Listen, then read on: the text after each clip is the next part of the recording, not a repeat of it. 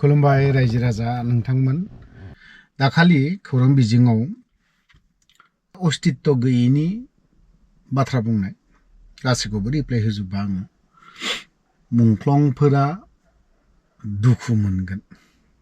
बिदि बाथ्रा बुंदों बिथां रंगुल बर'आ बिहा जेबो अस्तित्व गैया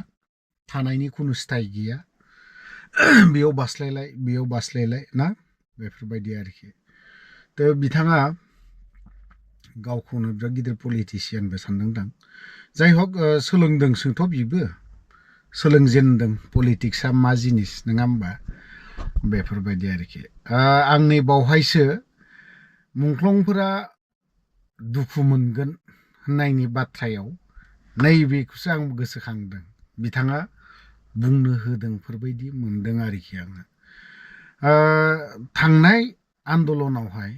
गबिन्द चन्द्र बसुमतारिया बेसेबां आन्दलन खालामदोंमोन नङा होनबा बेसेबां दावहा नांदोंमोन बेसेबां मा दुखु जारला खस्थ' खालामदोंमोन बियो हाग्रायाव थानानै फैनानै दिनै बिनो बे जुदि मुंख्लंखौ सिजफायार जाबाय सिजफायार जाखांनानै डिसबेन्ड जाखांबालायलांबाय खुंथायावबो फैबाय दा बिसोरनो जेबो अस्तित्व गैयै खालामदोंबा आरो गबिन्द चन्द्र बसुमतारियाथ' मुंख्लंखौनो बोरैबा खालामदों आं बुंनो थाङा बेखौ मिस्टार रंगुल बर' फंबाय आरो लोगोसे नोंथांमोननि सासे गोख्रों मावथि हारिनि सिन्ता धारा खालामग्राया बर' जाथिनि बर' हारिनि माखासे खैदां खैफोदनि बाथ्रा बुंग्रा जों रोदा रोदा हाबनानै थानाय खानाय रोदा रोदा हाबनानै थानाय बर' हारिनि सेन्टिमेन्ट गोनां जायखौ बुंदों डायनामिक लिडार सार प्रमद बर' सार इउजि ब्रह्म सासेया दैदेनगिरिफ्रा आं मुं मख'ला बिथांमोननावनो मुंख्लंफोरखौ जुदि गोसोखाङाखैबा नोंसोर बायदिया बहा गोसोखांनाय खोथाया बे आरो बाथ्राया बिथांमोनानो खुंथायाव फैनानै बा पावाराव फैनानै बिसोर एनडिएफबिनि मुंख्लंखौथ' बाद हो बिथांमोना फरायसा आफादनि जायफोर मुंख्लं जानाय आन्दलन समावहाय बा होसिख्रावफुनाय समाव मुंख्लं जानाय बिथांमोनखौ बावनानै दङ बिथांमोनखौनो बावनानै दङ दिनै बै दैदेनगिरिफ्रा गोसोखांनो 5 बोसोराव मानो गोसोखांनो हायासै आरो जेब्ला इउपिपिएलआ खुंथायाव फैदोंमोन अब्लानि समाव इउपिपिएलनि माखासे डिसिसन लानायाव बावहाय रावबो दैदेनगिरि गैया एनडिएफबिनि दैदेनगिरिफोर थायो एमसिएलए आरो एनडिएफबिनि इएम दैदेनगिरिफोर थायो आरो लोगोसे डिपुटि चिफ गबिन्द चन्द्र बसुमतारि बिथांमोना थायो माखासे डिसिसन लानायावहाय डिसिसन लानायाव अब्लानि समाव बिथांमोना बै डिसिसनफोरखौ लानायनि सिगां गिबि सावरायजेननायनि सिगां मानो आर'ज खालामफेरदोंना बिथांमोननि मुंख्लंफोरनि मुङावहाय बिसोरो मालाबा रंगुल बर' नोंथाङा बेखौ खोन्थानो हागोन ना आरो बेफोरबायदि डिसिसन लानायखौ मानो डिसिसन लानायनि खोथाथ' बाद डिसिसनाथ' बिसोरनि खोथा आर'ज खालामनायखौ कन्डलेन्स मालाबा खालामफेरदों दिनै बिथांमोना बावजोबनानै टटेलि बावजोबनानै दङमोन मिनिथाव रंगुल फंबाय नोंनि माखासे जाखिनि बाथ्रा बुंनाय मिनिथाव इन्टारेस्टिं आरो नोंनि बेकग्राउन्डखौ जों मोनथिनो बाखि गैया नोंथाङाथ' सानसे समाव सासे दैदेनगिरिनि फेमिलि सार प्रमद बर'नि फेमिलिनि बाथ्राखौनो बुंदों नोंथाङा बुंदोंमोन प्रमद बर'आ गावनि फिसालाखौ बबे इंलिश मिडियाम स्कुलाव सोदों बिनि बाथ्रा बुंदोंमोन ना नोङो सानसे समाव आरो नोंथाङा बुंदों प्रमद बर'नि बिसिया बबे बिउटि पार्लाराव हाबदों मा बेफोरखौ बुंदोंमोन ना नोंथाङा आरो नोंथाङा बुंबावदों रंगुल बर' फंबाय नोङो बुंदों जे प्रमद बर'नि न'आ बे साननैनि गेजेराव माबायदि टाइल्स बबे दखाननिफ्राय लाबोआ मा फारसेनिफ्राय बुंदों नोंथाङा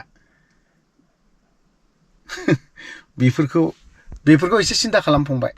आं बारा गोलाव बाथ्रा बुंनो सानाखै नोंनि सोमोन्दै जों माबायदियैहाय आन्दलन खालामबोनाय नोंथाङा जे बुंदों आन्दलन खालामनायनि बाथ्राखौ आं बाद बाकिनि सायाव जेबो बुङा बाद बाकिनि सायाव जेबो बुङा नोंथाङा खालि नैबे फैगौ एमएलए आव सिदायैनो बुंगोन आं नोंथांनि लाइनखौ क्लियार खालामनानै ला नोंथाङा खाबु लादोंदां बिपिएफआ बेफोरबायदियाव गुबुन गुबुन दोलोनि मानसिफोरखौ बोजबनायाव थिग दं बोजबगोन हाबनायनि खाबुखौ लानो मोजां नोंथांनिया ओरैनि दा नोंनि गारिनि खोथाखौ बुङोब्ला बोरै जागोन नङा होमबा जों बुंनो थाङा सासे मानसिनाव गारि गंसे थानांगौ न' गंसे थानांगौ बास सोलिलांबाय बियो बेखिनिखौ गोनांथार खिन्थु दिनै नोंथाङाथ' सोरखौबा नेम प्लेटआ नाम्बार प्लेटआ गारि नाम्बार प्लेटआ गिदिर जादों होननानै बाथ्रा बुंदों नङा होमबा बिराद इन्टारेस्टिं जिखियानो जाला रंगल फंबाय नोंखौ फंबाय होननानै आं मानियो नोंनि बाथ्राखौ बारा बुंनो थांला नोंथांनि बेकग्राउन्डखौबो जों मोनथिनो बाखि गैया नों बारा गोजाननि आंनि जोनोम जायगाया नोंनि न' खाथियावनो बारा गोजानाव नङा हाइस्ट फैनांगोन 45 मिनिट बा 1 घन्टा बिनि गोजान लामा गरेस्वरनिफ्राय आरो आंनि न'आलाय माथो जोनोम जायगाथारालाय मा बेसे गोजान मानसि नङा नोंनि खाथियावनो मोनथिबाय आरो सोंनोब्ला मोजां डिटेल्सखौ लाबावनोब्ला सोंफैनो हागोन आं खोन्थाहरगोन बिदि आरोखि नोंनि बेकग्राउन्डखौ जों मोनथिनो बाखि गैया आं मोनथियो नोंबो आंनिखौ मोनथियो